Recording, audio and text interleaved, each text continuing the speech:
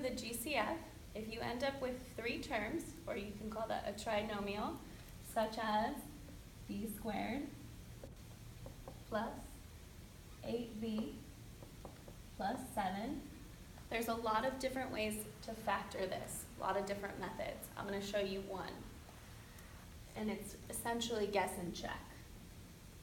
So I'm going to make two sets of parentheses, and I'm looking for two terms that multiply to b squared. One of them is b, the other is b. b times b makes b squared. Then I'm looking for two terms that multiply to positive 7. One's going to be plus 1, one's going to be plus 7.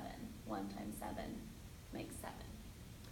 Then I'm going to cross to check here. I'm going to cross multiply to check.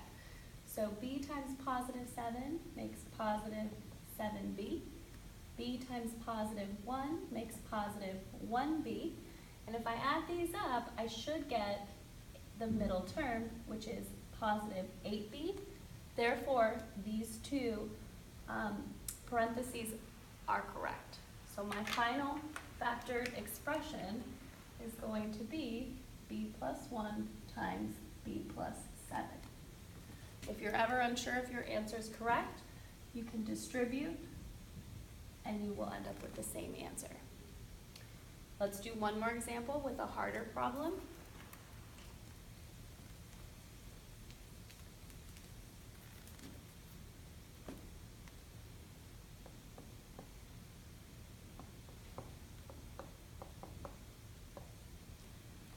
All right, same thing. As you notice, I don't have a GCF here. I have three terms. I have something squared, that same variable, and a constant. So I'm going to do the same process. I'm going to guess and check. So I'm looking for two terms that multiply to k squared here, k times k. I'm looking for two terms that multiply to 40, positive 40, 4, and 10. Okay? But this time, I need to add up to a negative 13k.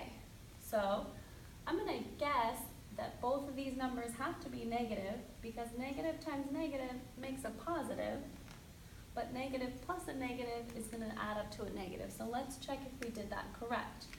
So we cross-check. So k times positive, or k times negative 10 makes negative 10k. K times negative 4 makes negative 4k. Add these up, and do we get negative 14k? No. So we need to try a new set of numbers. So we know that 4 times 10 makes 40, but we need to think of, what else makes 40? Oh, also 5 and 8. So I'm going to now try 5 and 8, same process. I know they're both still negative, so let's try minus 5 and minus 8 this time. Let's cross to check. K times negative 8 makes negative 8k. K times negative 5 makes negative 5k. Add those up, boom, there's my answer.